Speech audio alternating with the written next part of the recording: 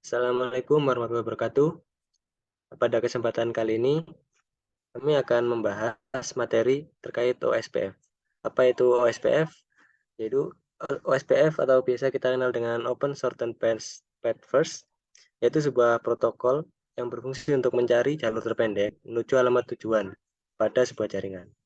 Konsepnya sama dengan RP, namun di OSPF kita bisa memperhitungkan kecepatan atau biasa dikenal dengan bandwidth, kemudian kabel dengan satuan cost dan biaya. Jadi pada OSPF ini kita bisa mengatur biayanya atau cost-nya seperti itu. Mungkin bisa dilanjutkan konfigurasinya ya. Baik, untuk konfigurasi, di sini kami sudah membuat sebuah topologi jaringannya terdiri dari 3 router, L1, L2, L3, juga 3 switch dan 3 PC. Untuk alamat IP sudah kami konfigurasikan di semua perangkat.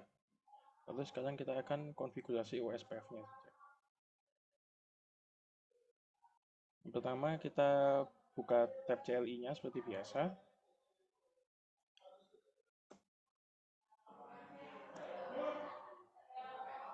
Tuh.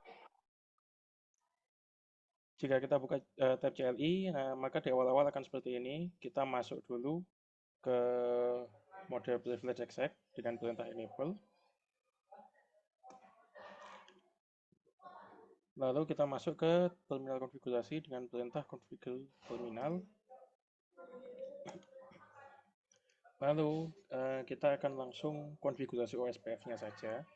Kita masuk dulu ke terminal konfigurasi OSPF dengan perintah router OSPF.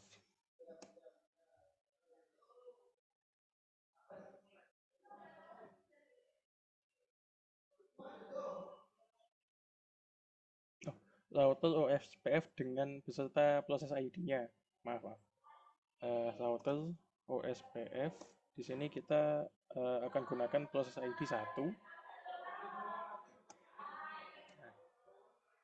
Sudah masuk di konfigurasi OSPF.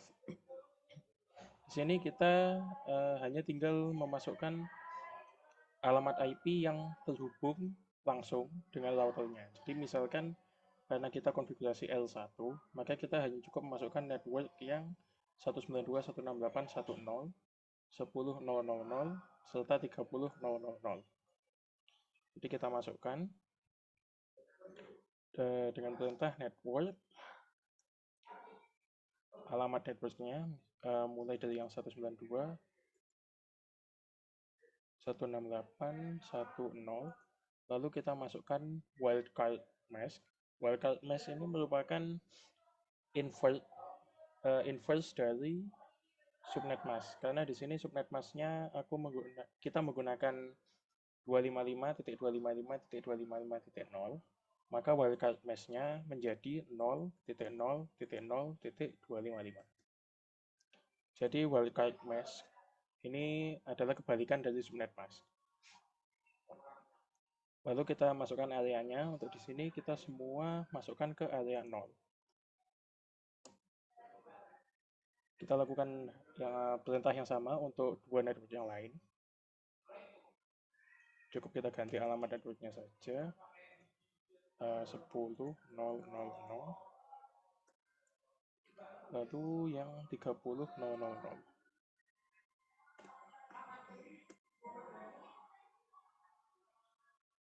Sudah, itu konfigurasi OSPF untuk router 1. Lalu kita lanjut ke L2.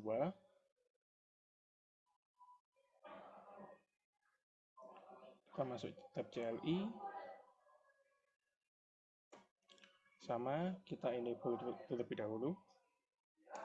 Lalu masuk terminal konfigurasi.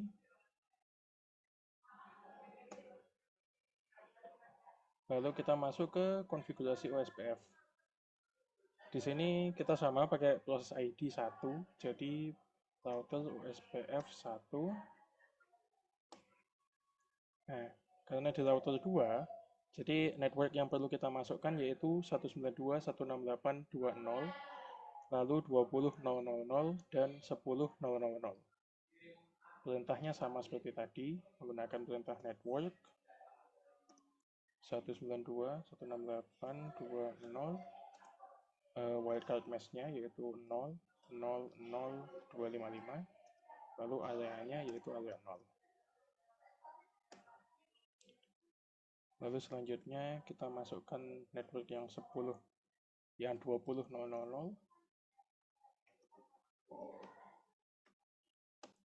Lalu selanjutnya kita masukkan yang network 10.000.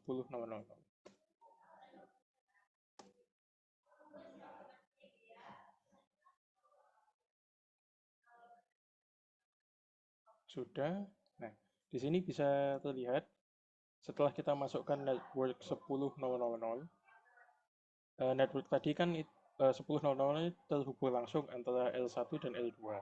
Karena L1 sudah kita konfigurasi OSPF, maka L2 secara otomatis akan mencari dalam istilahnya yaitu neighbor atau tetangga dari L1 ini. Jadi router 2 mencari di jaringan 10.000 bertemu dengan router 1. Nah, pada router 2 akan mencari data di router 1, network mana yang terhubung dengan router 1. Maka di sini terlihat L2 mengenali network dari router 1 yaitu 192.168.1.1. Kita lanjut konfigurasi yang L3.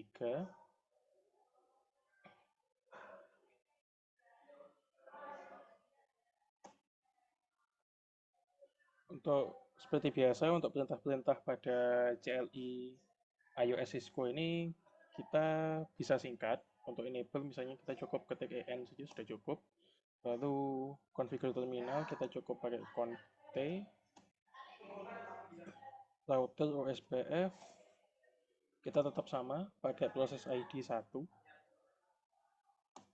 Lalu kita masukkan networknya. Karena di router 3 berarti kita masukkan network 20.000, 30.000, serta 192.168.3.0. Kita mulai dari yang 192.168.3.0, wildcard mesh-nya 0.0.0.255, areanya 0. Lalu kita masukkan network berapa? 30.000.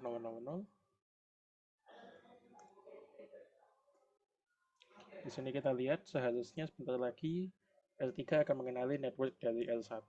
Nah, network dari L1 sudah dikenali yaitu 192.168.1.1. Kita lanjutkan yang network 20.000.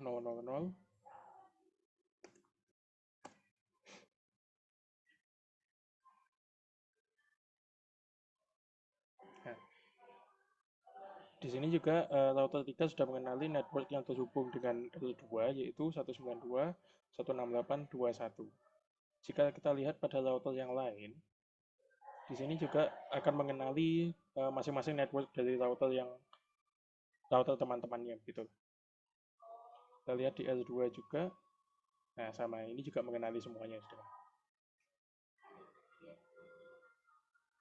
Jadi untuk OSPF sementara kita bisa seperti ini saja. Untuk sementara ini cukup. Nanti ke depannya kalau misalkan kecepatan dari kabel antar router ini berbeda, kita bisa mengkonfigurasi cost-nya. Jadi ada di ukuran defaultnya lah, ukuran presetnya itu untuk kecepatan sekian itu cost-nya berapa, kecepatan sekian itu cost-nya berapa. Tapi karena di sini kita menggunakan jenis kabel yang sama, jadi untuk cost tidak perlu dikonfigurasi terlebih dahulu untuk saat ini. Nah, untuk sekarang kita sudah bisa mencoba melakukan ping.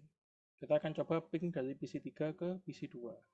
PC3 dengan alamat 192.168.3.1 akan melakukan ping ke PC2 dengan alamat 192.168.2.2.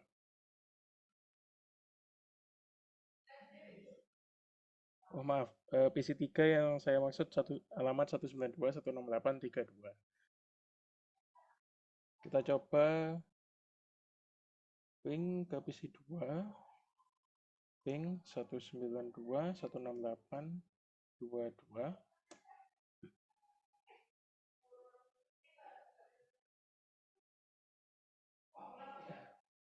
dapat kita lihat PC 3 sudah menerima balasan dari PC 2, yaitu reply from 192.168.22. Ini berarti konfigurasi routing OSPF kita telah selesai dan sudah bisa digunakan. Untuk pembuktian lagi, misalnya kita coba dari PC 1 ke PC 3.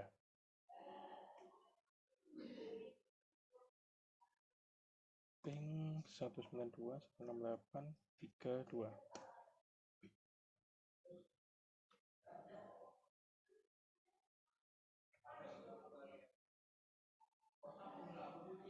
Ya. Lalu kalau misalnya kalian sudah selesai konfigurasi OSPF ya, lalu kalian ingin memastikan konfigurasinya apakah sudah betul atau hanya ingin melihat konfigurasi yang sudah berjalan misalnya, kalian bisa menggunakan perintah pada routernya. Tapi di luar terminal konfigurasi ya. Jadi kalau masih di dalam, ini kalian end dulu. Dengan perintah show IP OSPF neighbor.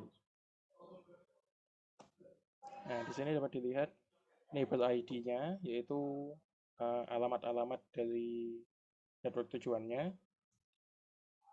Lalu address di sini ini jalurnya. Jadi paling dekat lewat jalur mana.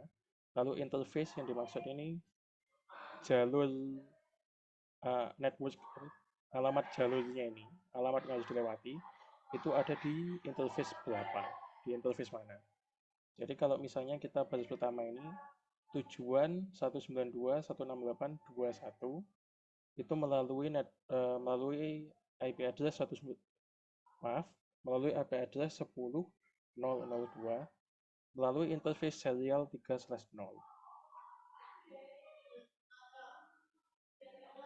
Ya. Sekian untuk konfigurasi OSPF. Saya kembalikan ke Fadil.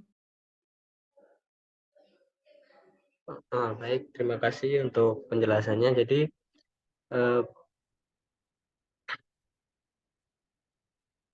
cukup sekian yang bisa kami sampaikan. Nanti apabila ada yang ingin ditanyakan, silahkan tanya pada kelas minggu depan. Itu. Jadi saya akhiri, kurang lebihnya mohon maaf. Saya akhiri. Wassalamualaikum warahmatullahi wabarakatuh.